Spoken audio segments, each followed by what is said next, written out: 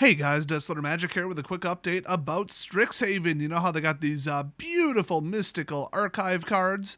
Which, yes, they are confirmed to be one per pack, so the word going around that they're a box topper, no, they're in every pack. But wait, there's more! In the Japanese version, you can get these. Look at this beautiful artwork. Oh boy. Not really my aesthetic, I'm not that into it, or Japanese culture that much, honestly. But I can appreciate it for what it is, and a lot of people are like losing their minds over this, plus it's borderless, so I mean, pretty cool, I guess.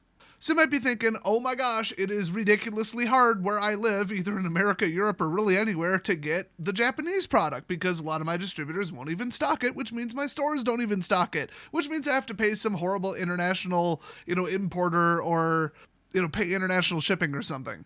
Well, good news. In fact, I should probably not blow past the whole point here. All 63 of the Mystic Archive cards will have a Japanese variant. Oh, and there's even more good news, but I'm going to save that for the end. So, if you want these, you don't necessarily have to buy the Japanese one. In fact, the way they phrased it is interesting. So these Japanese alternates will appear in the Japanese draft boosters, the set boosters, and the collector's boosters, but at least one will come in the collector's boosters in all languages, so one per pack in the collector's boosters. And remember, the collector's boosters have 3 total, so what I'm assuming they mean is 2 will be in your local language and 1 will be Japanese.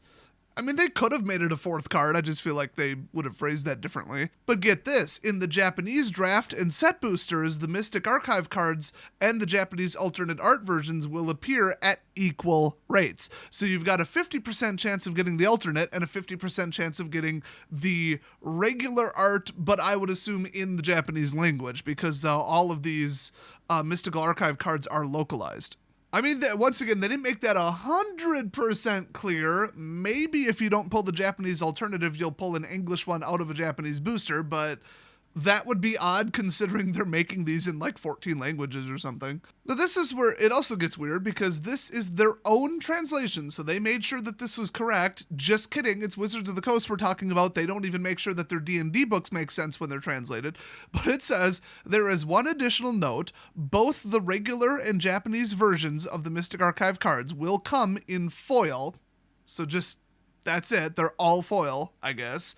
And then, found only in collector's boosters, so a qualifying statement, the new foil etched treatment, aka the foils that don't curl.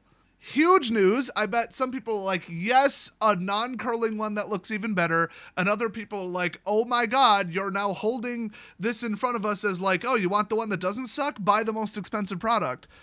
I could see both sides. I'm glad that they did it, but they should have just made them all. In fact, they should make all foils the new foil etch treatment, which I bet you they're going to milk it for a little bit and then they're going to move towards that. I think they said something to the contrary, but come on. So they seem to be saying, and once again, I mean, I wish they would have broken it down absolutely every condition and been 100% as clear as possible, but we all know that Wizards isn't big on doing PR that way for some reason. All of the Mystical Archive cards in every language are foil. There are no non-foil, but then also the ones in the collector's booster, 100% of them are foil etched, I guess. Which means that technically out of the Japanese draft booster packs, you'll get some curling garbage, and out of the English collector's booster one, you'll get the Japanese one in a better foil job that doesn't curl. So you actually might not want to pick up a Japanese booster box of, 36 if you can get your hands on it. I'd say just don't buy any of the sealed product, buy the damn singles. Just saying. And that's if you really want them. I mean, if you're into it, you're like, this is cool and I want them, more power to you if you got the money. But like I've said in a lot of videos, I would right now be spending my money on, safety stuff, defensive items, water filters, long shelf life food. Yeah, that would be my priority before I buy any Magic cards. Just throwing it out there. But some people are rich. They're all set. They got their items. They got, 6 months worth of food and they're well armed and they're just like, okay, I got money left over. I'm going to buy this. Or people buying it speculatively. Why could I never say that? As an investment. Nothing wrong with that. I've said it before and I'll say it again. If you're buying something with intent to resell it for higher, you're not actually buying it. You're like renting it, you're sourcing it. And most people, if it's high enough of an inventory quantity, they'll just buy it on credit anyway. It's not even really their money, sort of. I just dropped 2 G's on Bitcoin mining hardware and it's going to pay itself off in about 90 days. So of course I put it on a credit card. And my credit card has like a 14.9% interest rate. So that's like basically 1% per month. On $2,000, that's what, $20 worth of interest? And I'm making like $800 a month mining with it? You gotta be kidding me. That's one thing me and Rudy agree on. Not much else. Credit cards are only evil if you're an irresponsible dumbass who doesn't know how to do a budget. Otherwise, it's the most important thing to running a business.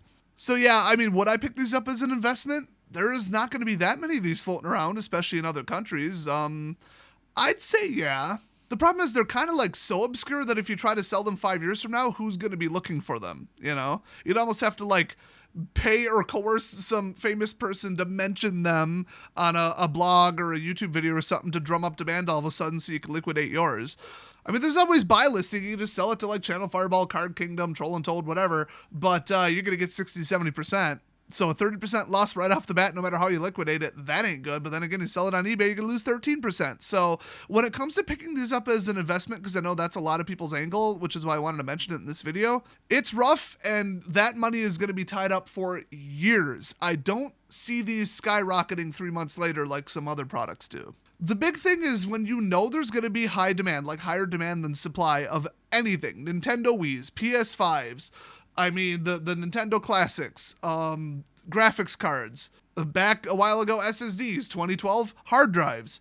If you see it coming, you get in your pre-order and you hit up multiple vendors and you're real quick on the buy button. Don't use bots. Don't be that guy. And you saw it coming before anybody else did and you got in line first. Congratulations. You get to sell that higher on the open market. Good for you. And we're talking a flip around of like a week, a day, a month. That's why I tell people, why would you buy like, you know, we'll say one of every one of these cards for a couple $100s. You get all 63, one of each, perfect condition, and then you intend to resell it like 3 years from now. If you're lucky, you'll get double after fees and shipping and, you know, buy list margins and everything. Cool. Why don't you just drive down to the local thrift store and buy something that you know you could flip online or at a pawn shop for higher and then sell it for double in 1 day? So instead of waiting 3 years, wait 1 day, wait less than 24 hours. Can you see how the business sense makes sense here? So a lot of people kind of trick themselves. They're like, well, I don't really want to dump, 1 to 2 to 300 on this Magic product, but it's all cool. I'm justifying it because I'll sell it later for more. So it's not like I am doing this as a cold, hard business. I have everything inventoried and I know exactly when I'm going to sell it and I track it every day. No, they're just like, I want it. I can't afford it. Oh, it's all good. It's a business investment. I'll just sell it later for more. Don't be that guy. Also, there is one more thing that I wanted to mention. A lot of people are speculating that since this is a one-of in the packs, and we already know that the Mystical Archive cards, the 3 that we've seen, have rarities on them, and they don't match the original rarities. That's the other thing, because Demonic is not a mythic, but it's marked as mythic hair. They are probably not inserting them into the packs at a 1-to-1 ratio. In fact, a sheet of 63 doesn't exist. I don't remember exactly what the number is. I think it's like 48 or 42 or something that they come off the sheet to get cut at the facility. But they probably have like a mythic sheet with drop cards, and then that's like 4 times rarer than the rest of them or whatever. So you're probably going to get a ton of commons and uncommons, a couple rares, and then once in a great while you get the mythics that are actually worth something. Also, there was a statement from the staff about this. They said, yeah, okay, people don't like opening cards that they can't legally play with in Standard, but like, hello, they're worth money. I mean, they didn't say that, but I'm just adding that. So like, sell the Demonic Tutor and then buy like all the cards you need for Standard. I don't get why people don't get that. But one of the staff members, I don't remember who at this point, like reassured everybody in some random obscure comment somewhere, but I did see a screenshot and verify that they said the majority of the 60 cards that we haven't seen yet are Standard legal. The majority. I think they even said like almost all of them. Well, we all know Standard cards are typically worth less than really good, staple rare reprints from the past. So these aren't going to be worth all that much. So if I were to invest in them, I'd either buy the mystical versions of whatever card I see taking off in Standard as far as the meta goes, and then try to sell it real quick. We're talking like hold it for a month. Oh, look, it quadrupled in price.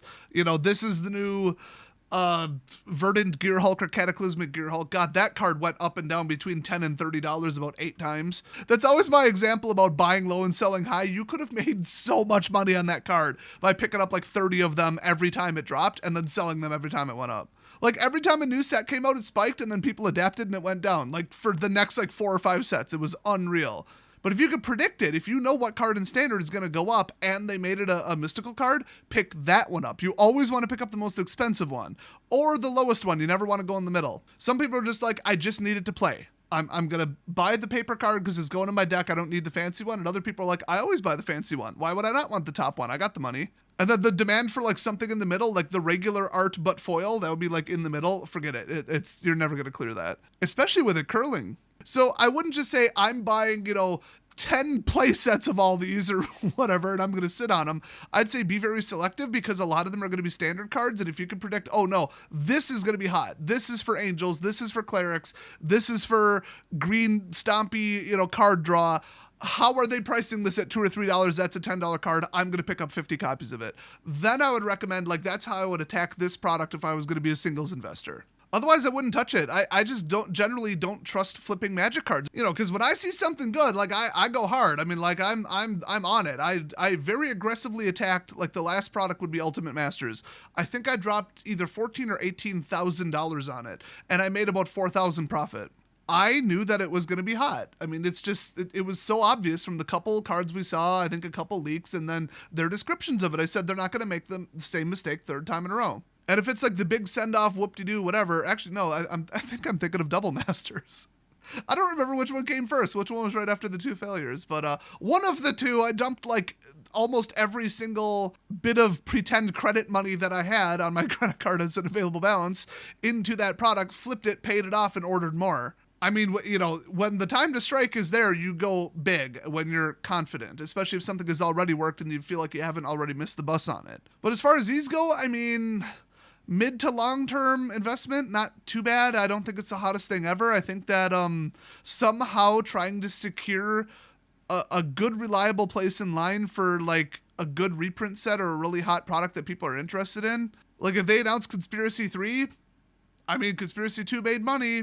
Get your pre-order in. You just got to get your pre-order in with a person on eBay or a store or a distributor that will honor the amount that you ordered, which is not many of them. So I think it's kind of like Secret Lair. It's yeah, maybe you could make a little bit. It's not the hottest thing ever. I wouldn't throw, $1,000 at it. I'd barely even throw $100 at it. And I'm not going to. I'm not going to touch these at all. You can do better. And when it comes to even just Magic in general, you can do better outside of Magic. You can flip other stuff right now. A lot of stuff's going up with inflation, speculation, shortages, that kind of stuff. Even like stuff like hand tools. For some reason, there's a massive propane shortage, through my whole section of the country. The situation in Texas, there's a grill shortage and a generator shortage. I mean, there's all this stuff where, if you get on it early enough, you can, not just be a douchebag, asshole, price gouging scalper. It's just, you can get stuff wholesale, sell it for normal retail, make the normal margin, and the difference is you're just going to sell it faster without being an asshole. Or go on eBay where it's a free-for-all free market anyway and be an asshole. Who cares? I mean, you do you, whatever your morals are. I made $7,000 selling some certain particular equipment that I acquired very quickly in about February, March, and April of 2020. And I sold it right at normal ass, full-blown, Target retail kind of price. Not maybe Walmart price, but mid-level grocery store price kind of thing. I mean, I had masks, I had hand sanitizers, and I moved that real quick, and I'm not just no, give me $10 a bottle for this hand sanitizer. I was no, I'll give you a reasonable price. I'll sell you the masks at 25 cents a mask, which is about what it would be, not on Amazon in 2018, but if you walked into a store in late 2019, you might have paid about this much because I'm not an asshole. And I donated about 10% of it to the cops and the firefighters anyway because they need it. So it's people are oh, you're a scalper, you're a middleman, you're a parasite, you're a mercher, or you're a, I'm using RuneScape terms. You damn filthy coal mercher, gold bar merching jackass. What is it called? Arbitrage or something like that? I don't know. I don't get into the fancy stuff. But yeah, I mean, there's ways to make money right now if you're smart, and Magic isn't where I would put my effort. That said, I bought up a metric assload of those D20s from Keldheim because, my God, you hold on to that for a year, you got instant money. Supplies drying up, just saying.